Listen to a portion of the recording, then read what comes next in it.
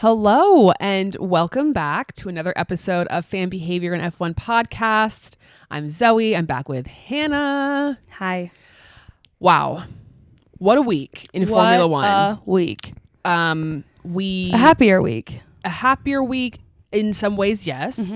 Mm-hmm. A more just like a more I don't want to say the wrong word, 'cause I don't want to say it's more fun, but I just feel like this was a week, and I think Martin Brundle, someone else said it in the broadcast, like this was needed for Formula One. Yeah, it was refreshing. And I agree. Now it is funny that the only person we had that won a race other than Red Bull last year was Carlos, and now it is Carlos again, which is great, but we still have not had any. It's been either Carlos or Red Bull for the last almost 2 years. Yeah.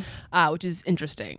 But obviously grateful for it because these things don't come around very often. No, they do not. We have so much to get into this week. Yeah. In this episode, I joked on Instagram that this is going to be a 2-hour podcast, and like, who's to say? Yeah. Like, haha, kidding, but maybe not. Maybe not. And I don't think it actually will be 2 hours, but there's just a lot to talk about, even prior to the race itself. Yeah. And you'll know if it's 2 hours or not. We don't know yet. Exactly. You will know. But before we get into all of that, we announced a really exciting partnership this week. Do you want to let the people know? Yes, and you're going to have to help fact check me because I mess up every time I say the actual name of the race. But we are partnering with the F1Crypto.com Miami GP. Is that correct? Well, we're partnering with F1 Miami for the yes, exactly. And we're very excited. I think this is the first time we are going to be going to this race, as many of you know. And yeah, just looking forward to it. I think, one thing that we've talked about a lot is how difficult,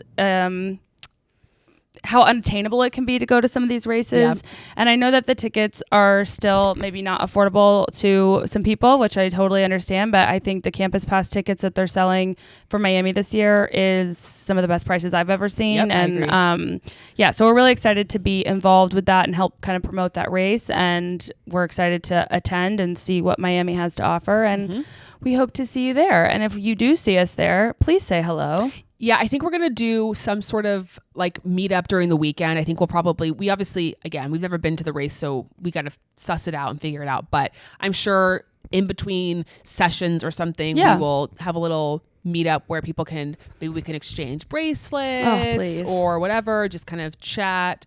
You guys can meet each other too, because I know we actually got some messages from people who said that they might be considering going alone to the race, so that might be nice to kind of meet other people. Absolutely. So if you're going, we'd love to meet you there and hopefully run into all of you, and it's going to be a good time. I think it'll be fun. Excited to be, it's not like it's been freezing cold here, but nice to be, by the beach, by the water. For sure. I'm ready for some more weather. So you can go to the link in our Instagram bio or TikTok bio. And if I remember, I'll drop the link to in the description of the podcast, but I might forget to do that. And you can buy the tickets there. Yeah. And I will say we were looking at hotels and stuff. The website for the race has a really good resource page of the hotels that are like in the area of the track. And from other hotel prices I've seen for races and stuff, they seem to be quite affordable. I agree. Okay. A lot of other stuff to get into again before we even get to the race of just stuff that happened.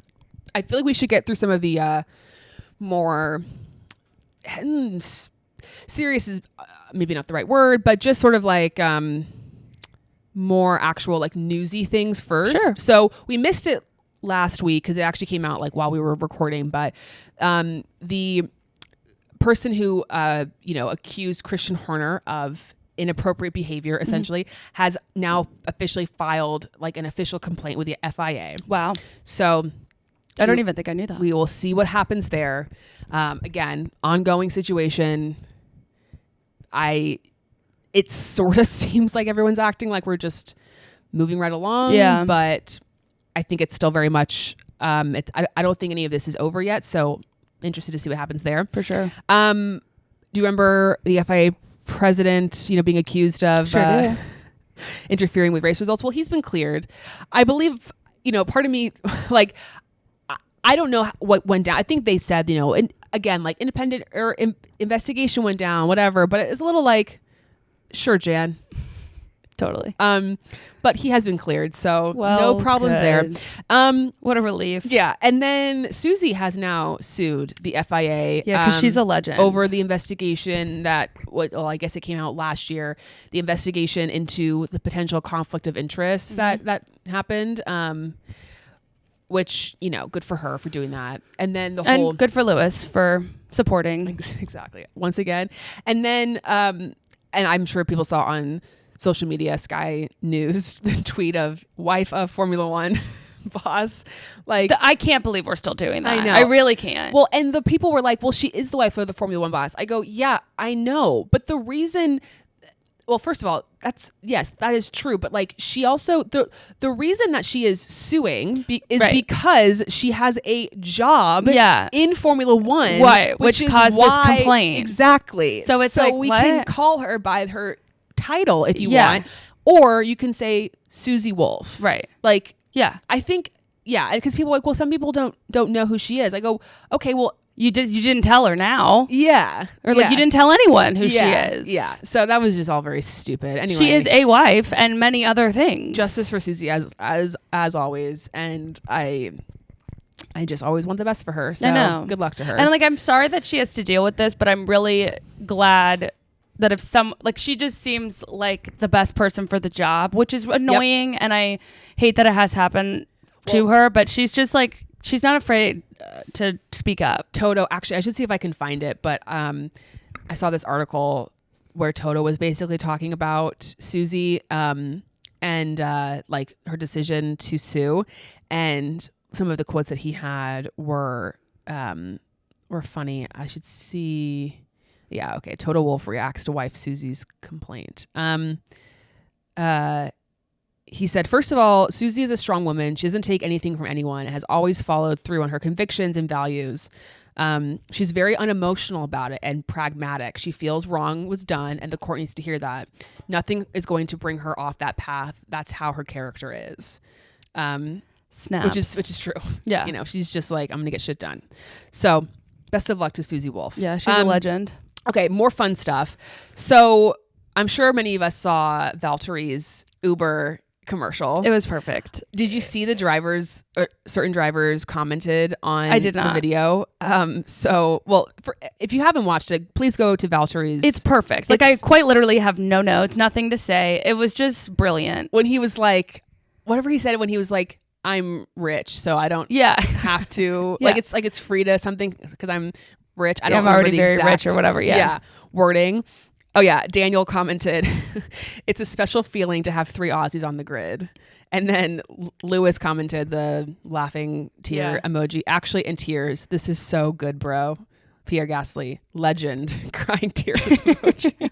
It's so funny. Yeah. And the color was perfect. Yes. It looked so like, yes. It was just, everything was Props great. to Valtteri. Yeah. Good for him. Loved it. It's just so funny. And like Uber, great job. Like the whole thing is so good. I completely agree. Another fun little partnership that happened was Morgan Riddle. Yes. Partnered with the Australian GP. So for those who don't know Morgan, she is, she's an influencer, content creator. We don't want to, girlfriend of her. No. But she is the girlfriend partner of U.S. men's tennis player Taylor Fritz. And she kind of blew up. I want to say it was like 2 years ago for like basically taking her audience with her on the tennis tour and like making tennis cool again. Yeah, for sure. Basically. Which and she's really done. like leaning into like not being afraid to share that lifestyle. And I think like has kind of created this like whole new, I don't know, like little niche for content creators, influencers, especially like WAG influencer content creators. And she does like awesome content and great stuff. And she went to was it Vegas last year? I think so. Yeah. And did some stuff. And then apparently it seemed like, well, the Oz GP does this, and I wish they did this for other races. I know, it's so cool. Fun, but they basically did this like kickoff party. What would it be? Like the Wednesday? Probably, yeah. Yeah, Wednesday night. where everyone just gets dressed up in like these very... It's like the Met Gala for F1. Yeah, these very fancy dresses. And they go to... It looks like they're in the pit lane, yeah, what's it called? Glamour on the Grid? Glamour on the Grid, yeah. It looks so fun. And yeah, like I'm like, why don't... Yeah, she looked stunning. I loved her dress. I know, loved her dress. I like saw so many other people that were there that looked awesome. But yeah, she was there like interviewing people, talking to people, which I just thought it was a very smart partnership. And obviously it would have been interesting. Like I was trying to think of if an F1 driver's girlfriend were to like do this and lean in, like who that would be. Maybe it would be like Lily or something. Yeah, is like the closest I could think of. But I love the synergy. I thought it was smart. And then Taylor ended up losing he was in a tournament in Miami actually this week, and he lost in the very first round, and she wasn't there. So probably for the best. That maybe. She got to do this thing, and he lost anyway. So yeah, it's also crazy. She's been to Australia twice in the last like few months. Which I know. It's just like it's a real commitment traveling to Australia. Very big commitment. Exactly. But, yeah, I think it's cool that she got that opportunity, and again, it's like. Someone's paying attention. Yep. And I think there was like obviously a really interesting crossover between F1 and tennis, not only because of the docuseries on Netflix that are both produced by the same group, but also, I think a lot of the tennis players and drivers are friends because they live in Monaco. And I don't know, I just think it's a cool crossover opportunity. And tennis and F1 have the same kind of glamour behind them. Yeah. And yeah, exactly. I don't know. I loved it. Loved it. Very, very cool. We also, we put out a call asking for more driver covers. And we got one. Joe on the cover of GQ Sports again. Love. It was great. The pictures were amazing. Yep. Loved it. Like exactly what we wanted. We did get some people messaging us being like, you guys manifested this. Yeah. I mean, they probably shot that several months ago, but still we did. Yeah. Also, did you see his helmet? Yes. Valtteri on the helmet. Perfect. And his mustache that he put on so good. Hilarious. They're just having a good time over there. They really are. They're leaning in. Steak kick, Sauber, blah, blah, blah team. Neon green. Yeah. They're struggling on the track, but they're off the track. They're killing it. They're having a fun time. Yeah. And you have to respect that. Yeah. Loved it. Also, Zach Brown has extended his role as CEO until 2030. Oh, good for him. So congratulations to Zach Brown. He's going to be sticking around. Keep it on, dude. With the team. We've had our ups and downs with Zach, but I think we're now pro. Yeah, I have no qualms at this moment. We have no qualms. He's saying the right things, he's doing the right things, got a great team in place. McLaren is I have respect. Yeah. And I think, the IndyCar team is doing great. Yep. All good things ahead. And so congratulations to Zach Brown. Here's to many more years with McLaren. The final thing we have to talk about that is non-race related is Lando Norris on Chicken Shop Date. Now, I smiled the whole time. Well, okay, let's take it back to the beginning. Okay. When it was first, there was rumblings that he could be the guest because Amelia, I think it was like on maybe Monday or something. I can't remember exactly. She posted some teasers, like guess who my next guest is, and she posted a picture of her questions. Yep. And there was like a question like, are you or someone like something about golf? There was you could only read kind of half of the questions, and then one of them was like a thing about gaming. Okay. But then the real tell was then like the following picture, she posted like a toy car. Yeah. And everyone was like, Lando. It's got to be Lando Norris, right? But it was a little confusing. I mean, obviously, of course, they filmed it ahead of time, but he was already in Australia, so people were like, "Is this him? Is this not him?" Yeah.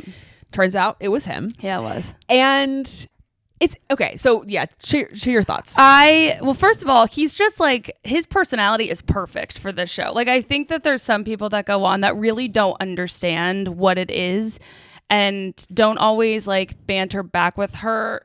I shouldn't say the right way, but in a way that I find entertaining, because I think they're just kind of nervous and they're not really sure, like, is she being serious? Is she kidding? Like, what's going on? And I feel like he really matched her energy. Okay, interesting, because I felt like he was good, but I actually felt like he didn't really give much. He didn't play along as much as he could have. Yeah, like, and I actually, like, our friend Erin texted me, and not to put Erin on, not to like air out her text on.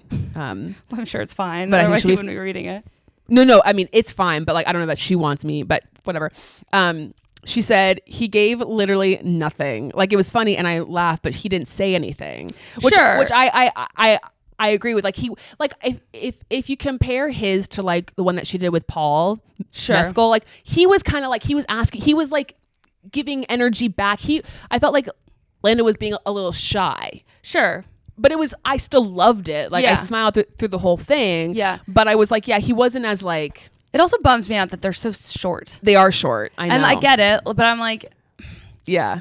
Like it was 6 minutes long. Right. And a lot of it is the shots of the chicken shop itself. I'm like.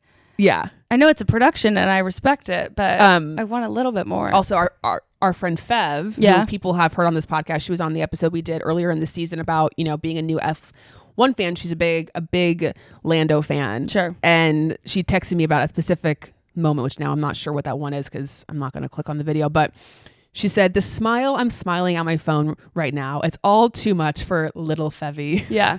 That's how I felt too, though. But he's just like, I don't know how to, he's just the like schoolboy backwards baseball cap, Yes.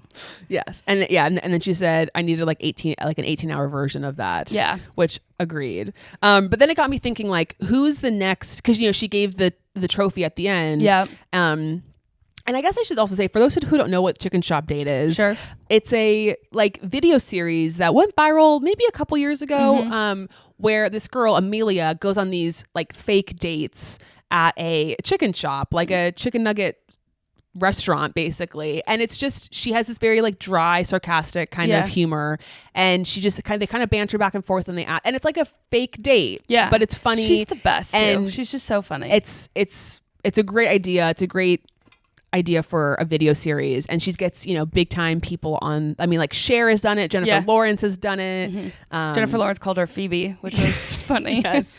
Yes. She's like, did you just call me Phoebe? A lot of people have done the show, and it's excellent. But she gives him the trophy at the end and is like, you're the first Formula One driver that I've had on the show. And I'm like, it'd be funny for her to do all 20 drivers and then like pick a, like, almost Bachelor style, like pick a final person. Totally. But that would be a really funny series, actually. I know, but I'm like, who do you think would be the next best? Because there's a part of me that feels like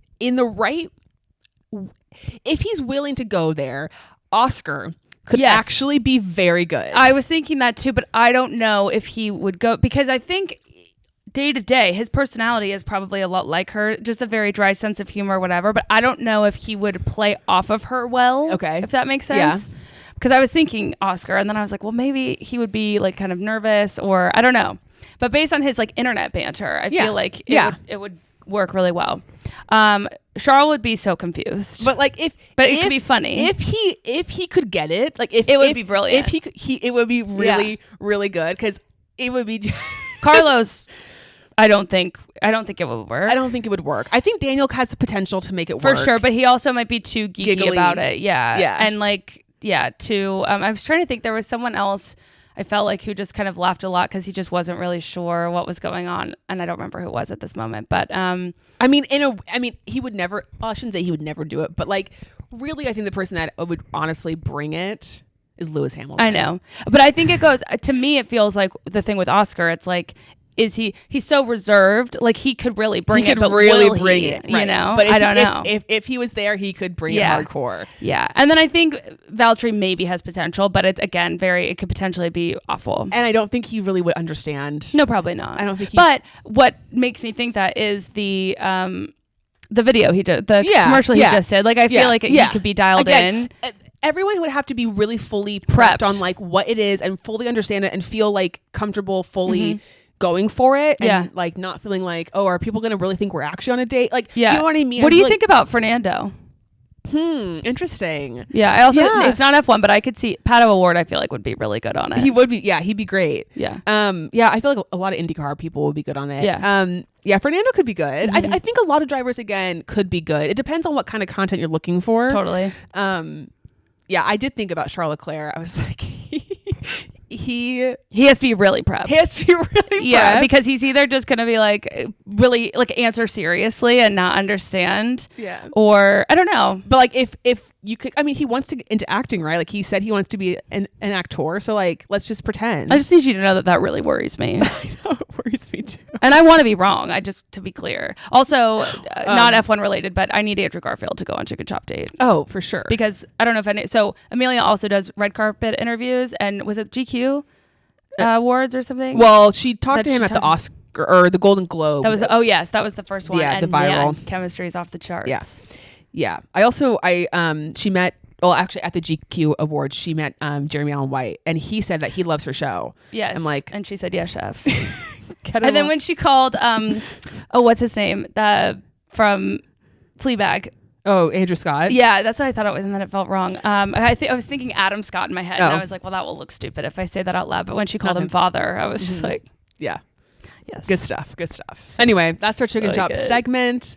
Loved it. I'm happy to see. Always love when Formula One drivers get outside of the. It sounds like people were gatekeeping. Don't do that, because we don't like it when people do that. It's fine if people like Lando and don't know what's going on in Formula One. Oh, totally. They'll be bored. They won't know enough about him, and they'll move on soon. So just be nice. They'll move on soon. Or they won't, but they'll come into the sport and they'll want to be your friend. So be nice. Yeah. Who would be the worst on Chicken Shop Date? Max. Lance. Oh. Checo, honestly. Yeah. Checo would be so confused. He'd be so confused. He'd be like when he was introduced in Vegas. Yeah. And he was just standing there. Like, what do I do? It's like, keep walking. What are you standing there for? God bless. Anyway, okay. Who would be the best team principal? Again, if he's willing to go there, Toto Wolff 100%. For sure. But also Fred would would bring it. Yeah. Like, he could Gunter be silly. Could maybe bring it too. He's an honorary team principal. But Fred would like do the weird shit. Like totally.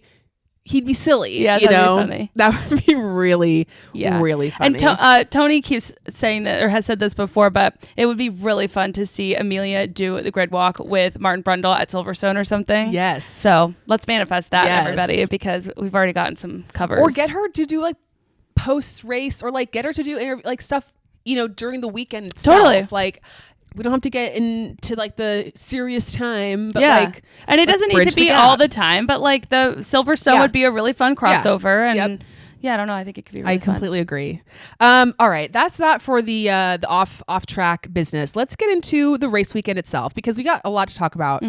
Starting off with probably the biggest, well, I shouldn't say the biggest news, because obviously Carlos winning is probably the biggest news, but what happened with Williams? So let's just break it down. I'm sure everyone listening to this knows what happened, but in case you missed it or whatever, are confused by everything, let's just kind of take it from step one. So we have FP1. Yeah.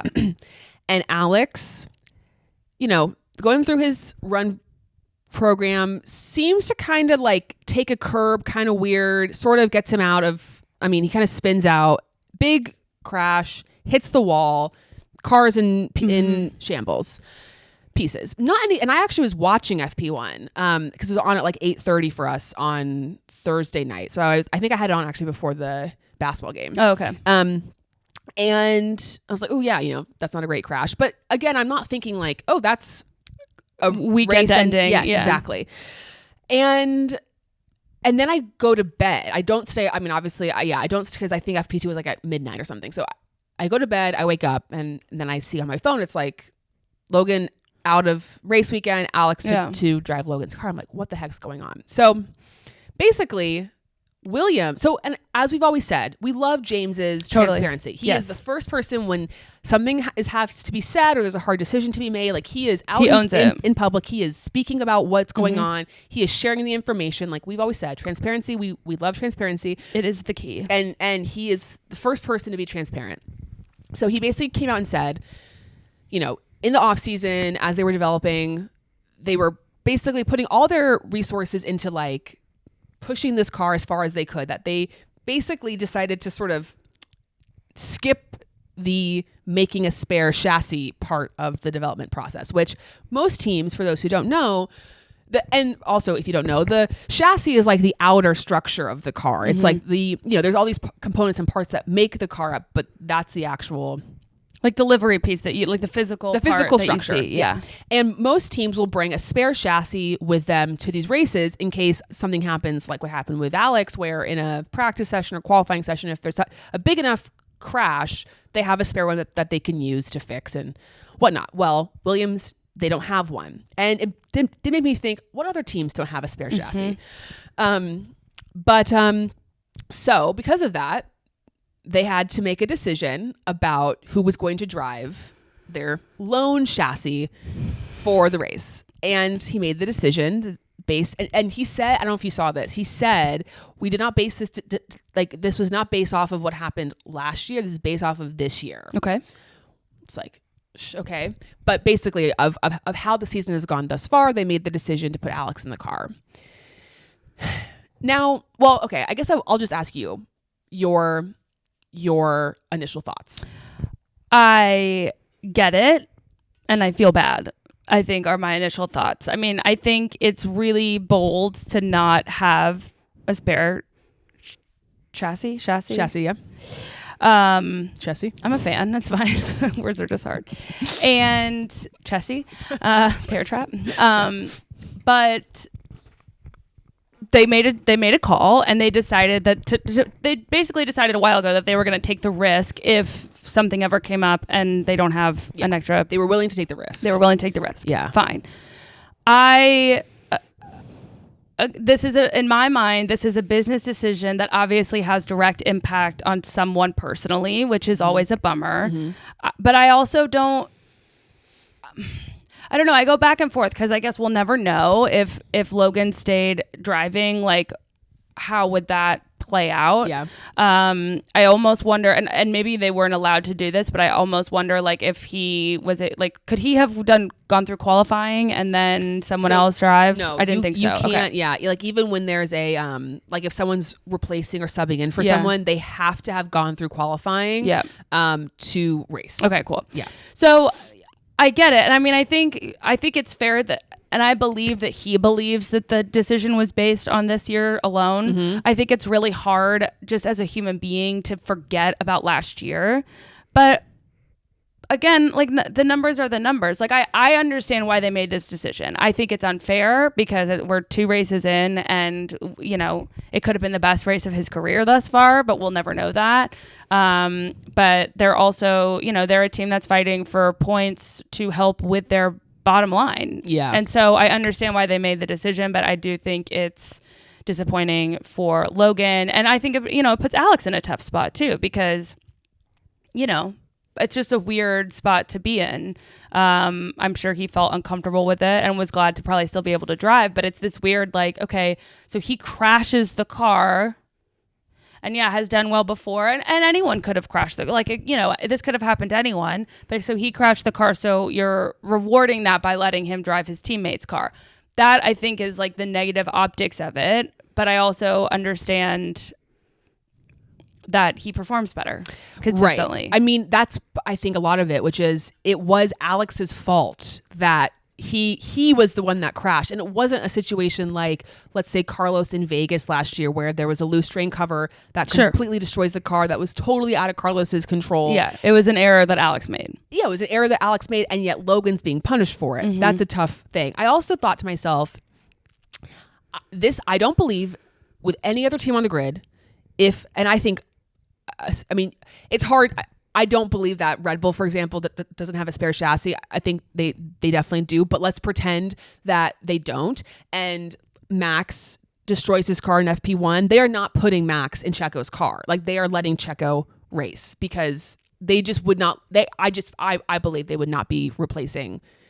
Also, like for Red Bull, these points are not as crucial to them as a Williams, but also like those are points that Checo's more likely to score points, and if he doesn't get a chance to score those points, then that's going to mess up with like his driver standings, like all these different things. And I really believe down the grid, I don't think any team would make the decision to have one driver replace the other if they only had one car. Like, I feel like if a driver crashes, then he's the one that's out and the other driver's going to race. Mm-hmm. I feel like the Williams situation is the most sort of like the biggest gap in performance, and so it's like the easiest for people to wrap their heads around. Yeah.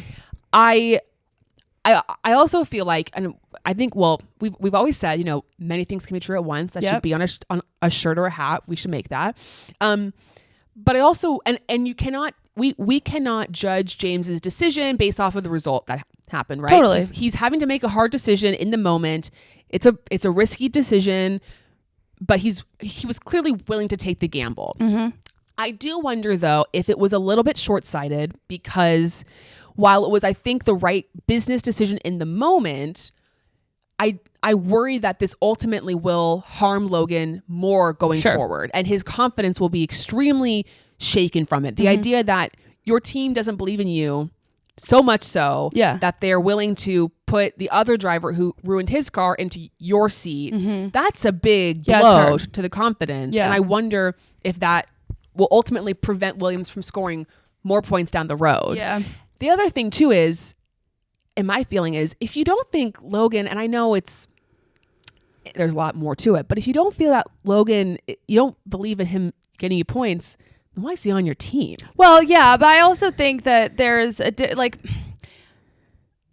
he scored 1 point on a technicality last year, right? And I think we've talked about this. I think it was okay, let's give him another chance. We're still so early into the season. Yep. And I think he's improved, but he hasn't gotten as close to points as Alex has. Yes. So again, I think and I agree with you. Like I hear that side of it. Now, I also feel like I saw a headline and I may have misread it, or I made this up. Did Logan have any involvement in that decision? Like, did he didn't? No. Okay. Cause I thought I saw something where it was like Logan like approved it, or like they brought it to him and he said it was fine. Although, like, what are you gonna say? He put out a statement. Okay. So they put out a statement on his Instagram. Well, they each, like, when they made the decision, like they did like a Instagram post of like Alex's statement, Logan's statement, James's statement, whatever, talking about the that must situation. have been what I saw then.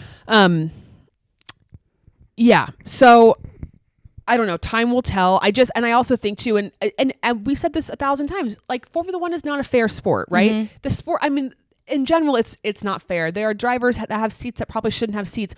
Logan even being on the team isn't necessarily fair, if we're being fully honest. Like, there's so many other drivers who perform better than him in the feeder series that probably, quote unquote, deserve to be in an F1 seat more than Logan does. But because Logan is, frankly, American. Right. And if Logan would have crashed in practice, Logan wouldn't have raced. Right. So yeah, it's a little, I mean, again, I can see both sides of it, and it's just a hard one. It's a hard one. I feel for Logan. It makes me want to root for Logan. Like, I want to see him do well.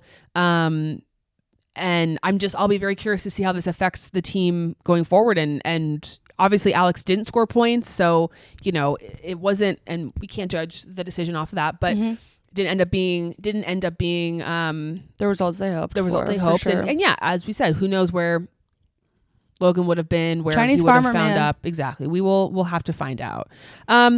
Okay, let's move on to quali real quick and just kind of go over some quick bits. So I guess from Q1, Daniel had track limits. Yep. And was out in Q1. Another disastrous qualifying from him. He's got to get his qualifying together. I know, truly. Like he's literally been doing it for years. like, I don't understand. Tomorrow he needs to get it together because he can't keep. Well, there isn't qualifying tomorrow. Yeah, I know. It was not great. And then on the other side, Yuki gets P8, and it's even more not a great look when, like, your teammate does super well and you have this mistake that costs you and makes you start from the back. And I mean, in a way, I'm almost glad it was track limits instead of just like being bad. Yeah. Do you know what I mean? Sure. Because like every driver on the grid has had a track limits issue before. Sure. So it helps somewhere. Well, it was interesting too. It was interesting hearing his post qualifying interview, because he said that he basically was like, the lap that I put together, it felt like it was as much as I could give. And he was like, I've done this long enough to know that, like, when I cross a line, I can kind of tell, like, that was a good lap, that was not a good lap, right? Like, he can feel that. And he said, like, when he crossed the line, I mean, this is obviously, let's pretend that the track limits didn't exist. Sure. He's like, it felt like a really good lap, like the most I could give. And I think it would, I mean, it would have gotten him probably into Q2, but he was still down compared to the others. And he was like, I don't really know what's going on. Cause like, I feel comfortable in the car. I feel good in the car, but he's like, I can't carry as much speed into some of the corners as my teammate can. They actually ended up following qualifying going into the race. They replaced his power unit. They replaced all of like his engine components and stuff. So I wonder if they felt like there was a engine issue, like he wasn't able to that was what was holding him back. Because he said he was like, if I gotten into Q2, he's like, I don't know that I would have been able to go any faster than what I did in Q1, which was a little probably concerning for people. So anyway, we'll have to see how that goes. I mean, out qualified by Yuki the last 3 times. And I mean, if he wants to stay in Formula One, like he's got to get it together because as we know, they are a cutthroat business. Especially his team. Exactly. Helmet's probably like with a mic right now talking about it. Nico got impeded by Checo and it was also out in Q1. Checo got a 3-place grid penalty. I feel like Nico has quietly had like a very good season. For sure. Like qualifying has been great. Obviously this week it wasn't because of that, but he's done a great job. Like really coming on strong. Agreed. Lewis got out in Q2. Again, Lewis has just not had a happy time. No. He's also being out qualified routinely by George. He's like, I'm not I'm not happy with this car. He's having a terrible time. And it's a real bummer. He's having a terrible time. But here's to next year. You're gonna have to get a new one of those. I know. I'm excited. I'm excited to get the Ferrari Lewis merch. Well, no, the Charles Lewis, both like Ferrari team. Nice. Etsy, it's gonna be right up my alley. And great, obviously performance by Carlos. He got P2, which set him up then for the victory this weekend. Shout out to his appendix. And McLaren looked very strong. Obviously, after Checo's penalty kicked in, they both started, I think, 3rd and 4th. So great work. Yeah. Really not much else to say from qualifying. Yeah, anything else from you? Well, no. I mean, I think I was excited for Oscar at his home race and, less excited for Daniel at his home race, but glad he was home. And Valtteri was also in hiding, but he's an Australian now. It's funny, Carlos, it's like, oh, he has the, appendix surgery and he comes back and he wins a race. And I was thinking, I was like, Daniel, breaks his hand. Crickets. No. It's worse than that. Leaves Formula One, comes back as the marketing guy, gets a seat, breaks his hand, comes back, nothing. I guess he did have that good weekend in Mexico last year. Sure. But then he had, the tire on the flap, starting a lap down, the thing in the duct, the this and the that, it's like these, God has favorites, clearly. Yeah, he does. When it comes to what happens on track, obviously, like, God has looked down favorably on Daniel over the course of his life. Of course. I mean, he has a very good life. Yeah. Not to say he's having like a terrible time. Okay, let's get to the race. Okay. Because Oh my God. So I stayed up. So for those who don't know, I did not. It was on at 11 p.m. Central Time for us here in the States. And I should also say the next 2 races, we obviously have Japan and China, and they're going to be even later for us. And so there's a good chance that we will not be staying up for those races. We're just, I should speak for me. No, I am not at a point in my life where I'm not someone who can handle like staying up super late, waking up in the middle of the night. I'm impressed you stayed up for the race last night. Well, I didn't think you would. 11 was easy. Like, yeah, it was it's basically easier. over by 12:30. Yeah. So I could handle that. 2 a.m. start or anything like that. It's just I just can't do it. So because was it Suzuka last year that got like red flagged and it was raining and that was the year before. The year before that was horrible. But Australia last year was the multiple red flags. Yes. And they actually the reason they started it. So they started an hour earlier this time because of last year when Carlos. Do you remember when he hit Fernando and then got the penalty when the second restart? part of his reasoning for that was because of the sun, where the sun was. It was like too directly in there. And now that I'm thinking about it, Carlos had a pretty shitty time in Australia last year. Yeah, he did. So it's a nice full redemptive arc for him. Yeah. So that's why they pushed it back an hour, or I guess forward an hour. I was thankful for that. Yeah. So anyway, so I stayed up to watch, and I texted Hannah a few hours before it started. And I was like, "Are you staying up for the race?" And you said that you didn't think so. So I knew that I wasn't going to text her because obviously I didn't want you to be spoiled, and I knew you'd watch it this morning and whatever. So I'm just in my bed watching the race, and it starts, and Max gets away, and I'm like, okay, here we go. This is just how it goes. And then, like, I don't know if it was the first lap, second lap, Max kind of has a bit of a slide, and Carlos gets ahead. And I'm like, interesting. I think it was second because I think Carlos had DRS. Okay. But then I'm also like, okay, this is going to last for a little while. And then Max is going to get him back. And then you just smoke. And he's just struggling. And you're like, what's going on here? And I mean, I wish you could have seen me. I was like, oh my God. Oh my God. Oh my God. I almost wanted everyone that I was in the house was already asleep, but I wanted to like go wake people up and be like, of course. You guys, like history. Max is DNFing, like get up. But it just felt crazy. It was shocking. 'Cause it's been 2 years since he's DNF'd, and it feels, it just was, and for it to happen so early in the race, also, it was like, oh my God, like we have the whole race ahead of us, and no Max. Yeah. Well, it was funny. So before I watched it this morning, so the morning after the race. Yeah. And our friend Abby had texted me and was like, have you watched the race yet? And I was like, oh no, something crazy happened, because she watches, but she doesn't always like text me. Oh, okay.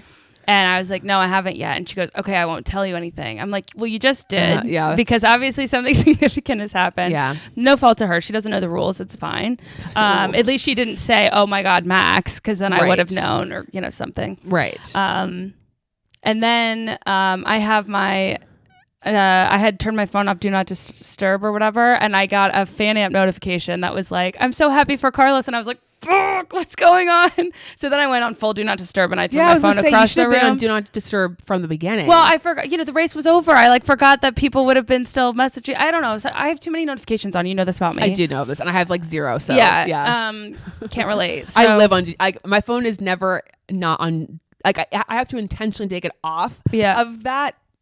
No, I'm a notification queen. I know. And it's to my detriment. I don't know why I do that. But anyway, I didn't see, that could have made anything. Like Carlos had his appendix out, like he got second or third or fastest lap. I don't know. Fastest lap. So happy for him. Whatever. So, but yeah, luckily it didn't take long for me to see what happened. Right. Crazy. So he was fuming. Max was so mad. And I haven't seen him mad in a long time. Well, he said, my dad noticed in the shot of him, like once he first goes out of the car, he's talking to his like an engineer or something, and he like in the garage, and he like says something, and he's like fucking stupid. Yeah, I saw that. Yeah. And then poor like Kelly and Penelope are just sitting over there, and Penelope's like, oh, Dad's mad. Yeah, stepdad's mad. Whatever. I think she calls him Maxie. Home friend Max. Yeah, work friend Max. Second dad Max. Yeah. Insane. And then Lewis DNFs, and I'm like, it's the champions. I was like, Fernando's next. Yeah, totally. The ghosts are just getting picked off one by one. It's like, damn, it just was crazy to see. I mean, I think we've obviously seen Lewis DNF a couple times, I think, but it was still crazy to see like Ver out. Cam out. Yeah, I was like, okay. I was like, is this Monza? What world are we in? Yeah, it was quite something. And then I kind of said, in all honesty, it wasn't that great of a race. It was really boring. Like it was, because again, Australia is very hard to overtake. Yeah. It's very challenging to overtake. There weren't very many overtaking situations. Yeah. And so most cars just held position. And like there were some sort of like like undercutting, they people would get a position based off of like the pit stop and when they when they stopped and whatever. But it wasn't like anyone was really overtaking on the track. Right. So it was a little bit like, okay. But it was just kind of like, I felt lighter watching, just knowing that. That's what my parents said. Like, it was just like a new outcome. Yes. Yeah. Yeah, exactly. And just a fun time. to be had all around. Which feels really bad, especially like as a fan of him. Like it's a bummer that in order for us to feel refreshed in this sport, he has to fail. Right. Or like Red Bull as a team has to fail, but it really is our only option. Right. Well, it was interesting. My dad, so I watched it obviously when it happened live, and then this morning I actually woke up kind of early, just naturally for some reason, and I went downstairs, and it was right when my dad was watching it. It was right when Max was starting to have his issues, and I kind of sit down and I watched it with them, and he was like, this isn't. He's like, this isn't how I thought I'd feel. Yeah. With a Max DNF, and he's like, because part of me wants someone to beat him on the track. Totally. And he's like, it's nice. And he also said he felt kind of bad for Max. Yeah, I did. I mean, I did too. Because it's also just like, that sucks. And part of me hoped that the issue was not so bad that like they could just fix it and he could come back out and start from like the back and like there would be overtaking and that could be interesting, whatever. But that's not what happened. It's fine. It's fine. He'll be back. He'll be back. Yeah, exactly.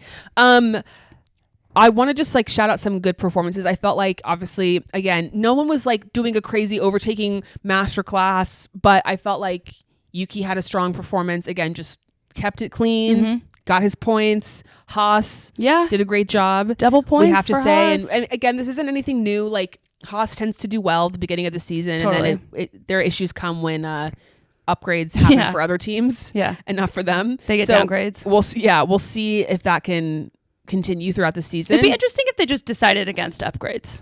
I know that's not how it works, but it would just be curious to see if they just like. But then it would never. I understand. Okay, but it's just Yeah, sure.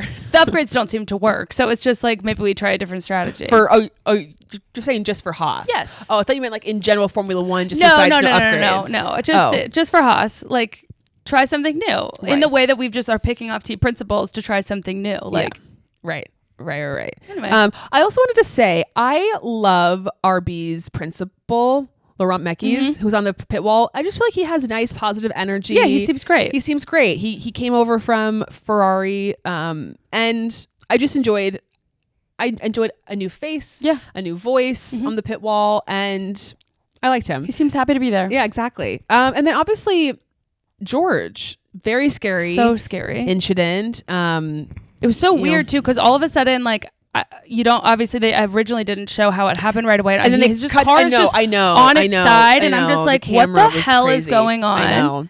I know. And then seeing how it happened, it was still scary, but it felt less over. Like I thought the car flipped. Yeah, it was more just like it tipped tilted over because of the tire. Yeah, and then if you've seen his onboard, he was like immediately calling for a red flag, which they didn't give him. But it was like we need to be better about that. If anyone was closer to him, I know. Like if Lance wasn't as far back as he was, they could have gotten T-boned while he was in the car. I know. Actually, I think somebody was close to him when it happened. Like he was lapping somebody. I was maybe one of the Alpines.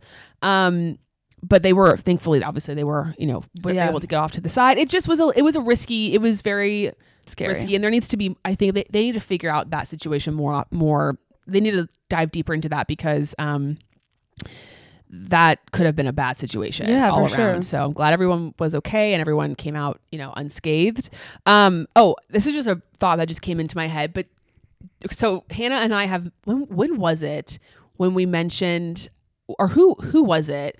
When they showed the garage, there was a F1 driver partner, like maybe last season. And we were like, we loved it that they put when they did the little title card. Yes. Was it for Lily? Oh, yes, it was for Lily. It was like and partner. It said golfer. And partner of top one. And take we were notes, commenting that we liked that it was like, putting the like profession first and then. But acknowledging who they are. Yeah. And did you notice they did that for one Miss Kika? I did. Yeah. I was like, model partner of Pierre Gasly. She's beautiful. Yeah, she is. But I appreciated that. I thought of you. Sauber, terrible pit stops. Yeah. Well, they had a fine one, but mostly terrible. Yeah, but like it can't be a reoccurring theme that every week there's at least one 30-second pit stop. I know. They have to fix it. It is their fault though. Well, but isn't there some technical issue that's it's not the left tire guy's fault. Stop. Yeah, it's not but it's the team. Yeah, absolutely. They need to figure that out. Yeah. And then I mean honestly, like okay, so obviously Carlos won. Like I shouldn't ignore Carlos's victory. Like that was amazing. Yeah, it was great. Do we have it or what was it? Tell me we have it. I want you to start doing that. Like, I don't know. Like, I will. if I don't know, like if something comes our way. Yeah. Like, Tell me we have it. I will. I'll just pull it out whenever it makes most sense. it's just funny. He's just a funny guy. Like, Truly. he's one of those guys that, like, you look at him and you think one thing. If you didn't ever know who he was, you never heard him talk, you didn't know anything about him, you just saw him. Like, yeah. You're gonna have an idea of who he is. Totally. And he isn't that person. He isn't that person. No. And like that's good. Like, Yeah. I appreciate that about him. You know, like I like that he's not like there's more than just his face. Too cool for school or swap. Like, he's kind of dorky, kind of a like a little Tell me we have a little geeky singing Smooth Operator and like whatever. I mean, I feel like, and this is maybe not nice, so I'm not sure, and I don't mean it in a negative way, but like Carlos Dos is a better physical representation of Carlos's personality, I think. Do you know what I mean? No, that doesn't make sense to you. Well, because I think that I don't think I certainly have like come across many people who are like super attractive, but they're just like they have just like such quirky, weird personality. It's just never what like your initial brain goes to. Like, and you could say the same thing about Charles Leclerc too. Like, he's not he's not like singing on the radio. No. But like he's just his goof. Comedy is a little different. Yeah. I don't know if it's comedy. It is I mean, and I don't think it's intentional comedy, but it is comedy. Yeah, it is. But his is more aloofness and just like the and like sort of naivete. Yeah, I mean, he's the guy that's like book smart, not street smart. And he's like race stat smart. Sure. And maybe... I mean, just all the things that he says that go viral and like the things you're just like... Just an incident. Just an incident, or like... I'm not going to really say it on here because it's probably inappropriate, but like the thing, you know, and people will know what I'm talking about. The like Twitch stream, I think it was, where he's like, I'm blank on your face. Or I'm blank on your camera. Yeah. And he was like, oh, no, never mind.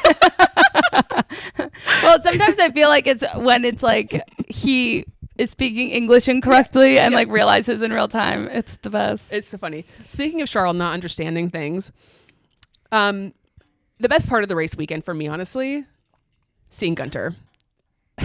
I can't tell you the thrill that I felt when, first of all, I was just so excited about the podium. It was like one thing after the next. And the cool down room was so fun and it felt so relaxed and they were so excited to be there. And Max was on vocal rest, so he couldn't be a part of the podcast this week. And then Gunter Steiner, who, bless him, seemed nervous as hell. I know. And then Charles like couldn't hear him or didn't understand what he was saying. And I'm like, he's just like, what? I'm like, you let him get through the whole question? And then Gunter, I felt like Gunter got nervous. He asked something wrong, and I was just like, "No, it's just." I'm like, just speak in Italian. Just do a quick little Italian aside. Yeah, you could probably figure it out a little bit quicker. But I love seeing him there, and I would love him to be a permanent. Yeah, that was really fun because he's just great, and I'm happy to see him. Yeah, I'm glad he's around because that made me me as well. Yeah, and then Fernando gets the 20-second penalty after the race for his driving with George, and that promoted Yuki to P7, Lance to P6. Fernando finished P8, which wasn't obviously great, but great for Yuki, great for Lance. Yeah. Collecting those points. I feel like Yuki is always kind of like, he seems to be in these types of situations. I think like Austin last year with the disqualification of Charles and Lewis and stuff, he gets himself in the right position at the right time to capitalize on these types of things. The mess ups. Like he went in thinking he was going to get like 2 points maybe, and he got 6. Like just because some people crashed and like got a penalty. It was like, sweet. Yeah, neat. It's kind of like when you go to like McDonald's and you get like a 10-piece chicken nugget, but then you actually get like 12. Yeah, totally. And you're like, ooh, even like an extra, like on an 11th, you're extra like, nugget. nice. Or they give you an extra sauce. You're like, sweet, didn't order that. That's exactly. He's like, I did not order this. Someone counted wrong today. But I'm glad I got it. So tell me we have it. That's what you're gonna say when I like like if we ask for like ranch on the side.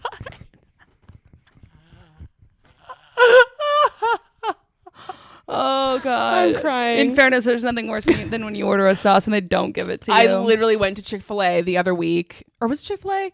No, where was I? I can't remember where I was, but I had like asked for sauce, or maybe it was at this other place I go to. It's not like a chain, but they and then I got home and they didn't give it to me, and I was like, oh, yeah, you've ruined the whole thing. Yeah, exactly. Oh, darn, I'm sorry about that. It's okay. I will persevere. So that was kind of the race itself. I mean, again, not a lot to discuss about the race. I mean, there were some exciting moments, but there wasn't a lot of like No, it was pretty neutral. back like, and forth chill. and craziness, you know. But good race. Yeah, it was fun. Fun time. It felt like really light after the last. It was felt enjoyable. Nice. It was nice. We got Japan next. So excited for that. Excited to see what happens there. I hope Yuki does well. Yeah, I mean, Hasn't he not done well the last? That's a good question. Yeah, I don't know that he did very well last year. No, it didn't rain last year. But he's I mean, obviously he's doing super well, and I feel like he has a lot of confidence. So I'm sure he will continue. I want him and Daniel to do something fun content wise. I don't know what it is, but I just want them to do a cool. Like I want Yuki to take Daniel to like his favorite restaurants and stuff in Japan. Totally, do some food testing or like taste. Yeah, anything fun. Japanese snacks, not in their garb. I mean, I know they have to wear it if they're it's V carb. The V carb garb. Yeah, exactly. Funny. Okay, fan and foe. So my fan, I think, just truly the content this week was remarkable. I mean, we've got the chicken shop, and then really, I mean, Valtteri's Uber car share commercial was a work of art and will go down in history. And I actually I ate at the Roost on Saturday morning with some friends, and Valtteri Bottas has been there. So it felt like it was a good luck charm, which didn't work for the on-track stuff, but it did work for the off-track stuff. Totally.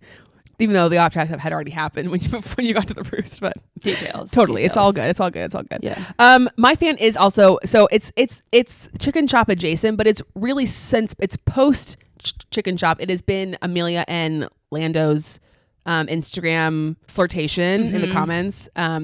Actually, and I have it pulled up. Amelia commented on the I think it was McLaren's graphic of Lando's P3, and she said, "My guy with a heart," and then he commented back, "My boo." God, gotta love it. So I just love it. I think it's great. And here's to more drivers on Chicken Shop Date. I also just thought of another one. It's very quick, but I think Michaela actually shared this. It's the only way I saw it. But I think Duolingo commented on something about Max today, like after his, do you need a streak pause or something? And Duolingo is one of the best brands. They're very good. They're very dialed They're in, very and they good. do a really good job of cross commenting on stuff, and it's very funny. I agree. So that was it. Okay, foe. So I have two. One of them is that the 1 week, or the first week I picked Max is the first time in 2 years that he decided to DNF. So while I feel grateful for the pole points that I get, I feel a little disappointed to lose what I thought was just a shoo-in for a good amount of points this week for my personal thing. The other thing, and I'm not really sure what's going on, but one of the only other F1 podcasts that I listen to is F1 with DRS, which is hosted by Dak Shepard, Matthew Collins, Charlie, can't remember his last name, and then Jethro, also can't remember his last name. And I don't know where it is. They clearly just, or I don't know either, but it feels like they just kind of were like, it's too much work for us. But no announcement. They're just kind of gone. Now I do know that so Matt is a hairstylist and has he works really closely with Dyson, and he was just in Paris or something doing the launch for Dyson for something else. So I don't know if the season had started yet, but he was traveling a lot, and then Dax was just in India for this thing with Bill Gates that they were doing. But I'm just guys, where are you? At least announce that you're not coming back. So I don't know. Tough. It's just a bummer. Yeah. Because I like the podcast. Well, it's funny. I actually I have realized by having an F1 podcast, I don't want to listen to F1 podcasts. Well, yeah, it was I think that's why I liked it, because theirs was it was a lot of banter, but kind of like how we talk about it. They talked about the race and did stuff, but there was a lot of extra to it. Yeah. And now I just feel like I don't have an F1 podcast that I listen to. You listen to Fan Behavior and F1 podcast. Well, yeah, obviously I listen to Fan Behavior and F1 podcast. On YouTube. On YouTube, yeah, exactly. My foe is that just Mercedes is just shit the bed, and it's just like not. I wouldn't say I'm like the biggest Mercedes fan ever. I obviously love Lewis, and I like George fine, but it feels sad. Yeah, it's a bummer how bad how bad they've been, and I wonder how much more leeway Toto is going to get. Yeah, Toto will be fine. He will be fine in general, obviously. Yeah. But this week he did have, from lap 15 onwards, Lewis standing over his shoulder. Yeah, he did, and he was wearing his glasses today, which I always wonder what that means for him. It means maybe they're like, because usually he saves those for night races. Oh, interesting. You noticed that? Yeah. Huh. I never noticed like it that. Seems like he I don't know if he doesn't like to have contacts in past a certain time or whatever, but I feel like I haven't seen him in glasses in a while. Maybe they seemed new. Vision's getting worse. Could be. Another question to ask him if we ever do. Also, this feels weird, but for some reason I think there's something softer about him when he's wearing glasses, which I know is like a weird thing to say. Yeah, I know what you mean. It seems like he's the type of person that would find wearing glasses as a weakness or like a chore, like this thing that's like he's not regimented. Like I don't like wearing glasses. Yeah, I know. But just sometimes it throws me off when he's wearing them because it feels like it would be a distraction for him. Yeah, almost. like so I don't have, well, I shouldn't say obviously, I don't know if anyone knows that I don't have good vision and I wear contacts, but like for me, if I don't put in contacts and I'm wearing like glasses, I don't feel like I'm fully like awake and fully like ready for my day. I feel kind of like slobby. And I think because I know that about you, like I wear glasses, I have to wear them all day at work because I don't need a prescription for contacts, but my eyes don't focus on the computer. Like I'll get really bad headaches, whatever. So for me, I feel like I am working when I have my glasses on. Yeah. But I know that about you. Yeah. And Toto, like you have you're not Toto, but there's similar vibes in that when he wears glasses, I'm like, he's not ready for the day. He's going to bed. And that's why I feel like he wears them a lot at night races because maybe his eyes get agitated or whatever. He gets sleepy boy. And I don't know. It was just kind of weird. Well, let us know what you think about that if you have any theories. And if Lewis can't even sit down, I'm so curious about this. Maybe he could sit down. He just chooses not to. No, he can't. I know he can't. Lewis can sit. No one can sit down but Toto. Otherwise, they would be. Yeah, but maybe not. I don't know. We just don't know. And I think we need to do an investigation into the Mercedes garage, not for anything salacious, but truly to figure out the situation with the chairs and the Toto and the glasses. With all sincerity, if we ever get the chance to meet Toto Wolff, I will be asking him that question. And if I forget because I'm panicked because we're talking to Toto Wolff, if you could just gently remind me. Because I won't be panicked? Totally. But you'll be more panicked than me. But if you could just gently remind me, like, ask about the sitting. Sure. I'll keep that in mind. Thanks, Jan. Okay, so speaking of our draw, for those who watched our Saudi Arabia, when we did it, announced it. Hannah had Max for the weekend. I had Charles Leclerc for the weekend. So, of course, it was a good weekend for me. Now, not so good. Okay, so this is what I wanted to ask you, though. So, Charles, he qualified, when qualifying was over, he was P5. It's starting grid. Okay. That's what I was going to ask you, and I felt like we needed to figure that out going forward. I would say it's starting grid because technicalities in this sport are real. So they matter. Like, Okay. So you got 10 points for Max's pole position, and then I got 10, 9, 8, 7 points for Charles' P4 on the grid, starting grid, and then I got an additional 18 points because he came in second place. So I finished the weekend. Well, but you're still ahead of me. No, it's just funny. What are the fucking odds? I finished the weekend with 25 points. You finished the weekend with 10 points.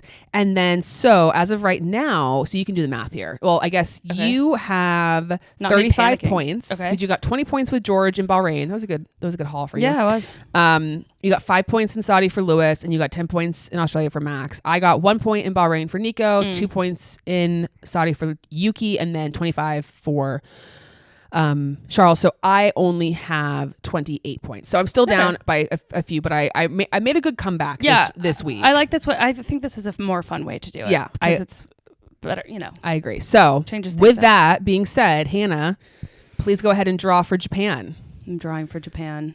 She cannot get Max. Drum roll, please. Daniel. Oh. I'm scared. Well, Dan. Now or never, babe. Get it together. All right, Zoe. Daniel. This is the one weekend I'll be rooting for Hannah to get some points. True. Or I'll be happy if she gets points. The drama's killing me. Valtteri. Oh, that sucks. But maybe it won't. Honestly, I'm really glad we got shitty picks on the same day. Because last week, it was like, okay, cool. Both got good. Yeah. Yeah, that's funny. Well, our two Aussies. Cool. Yeah. How apropos. Yeah. Coming off the Australia GP Yeah. where they both did trash. We'll be lucky. Not trash, We will but- be genuinely lucky if either of us get 1 point this That's weekend. so true. That's fun. Yeah. Like, That'll be fun. we will May not. the worst best man win. Yay. Woo! Just how we want it to be. Okay, let me just run through see if anyone has any questions for us or comments. If you don't know, if you didn't see it on social media, if you want to leave us a question or comment or concern or something following the race, you can join our Fan Amp channel. It's an app that you can download. The link is in our bio, and we have a little channel called Pod Ideas, and so you can leave them. It's free to use. It's a fun time. There's lots of people in there chit-chatting. Yes, exactly.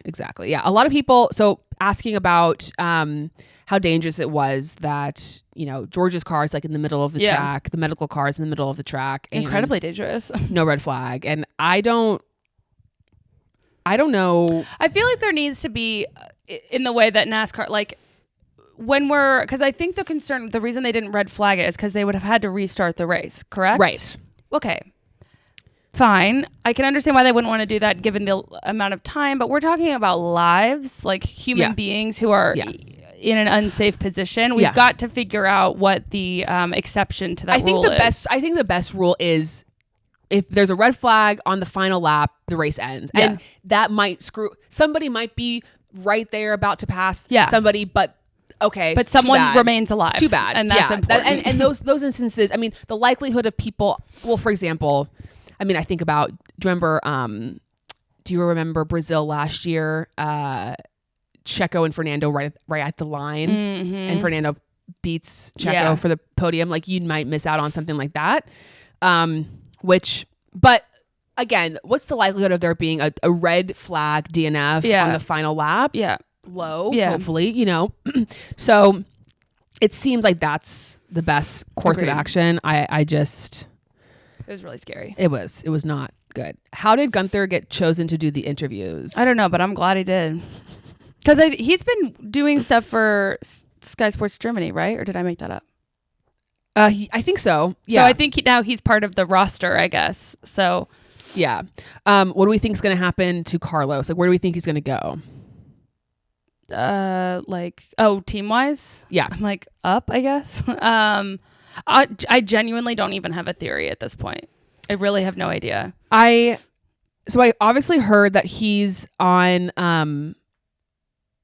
and I think I just heard it, that he is on Red Bull's shortlist, Okay. And I mean, it makes sense. Obviously, he's a great driver and he does a great job, but I wonder about that relationship. Like, I don't think Red Bull's on his shortlist. Oh, for Carlos, I just wonder. Like, I don't know. I think that's part of it where I say I don't have theories. Like, it makes sense. We don't know the that relationship Red Bull would be dynamics. interested, but like, I don't know if Carlos is interested in going to Red Bull. Yes. I guess I know I just said I don't really have any theories. I guess at present, Mercedes seems like it would make maybe sense, but I don't know. Yeah. Mercedes could be interesting. Again, like, a lot to kind of figure out and evaluate. And I think there's also a lot of there has to be a consideration of the other driver on the team too. And like, I'm sure, for example, Max has probably a lot to say as to who his teammate is. I'm sure and he does. He could probably veto somebody if he wanted to. And so, and I'm not saying he would veto Carlos. I don't know, but it'd be an interesting thing to evaluate. I also there's been so much back and forth with, like, I feel like it being the second driver has been really frustrating for Carlos in a lot of ways.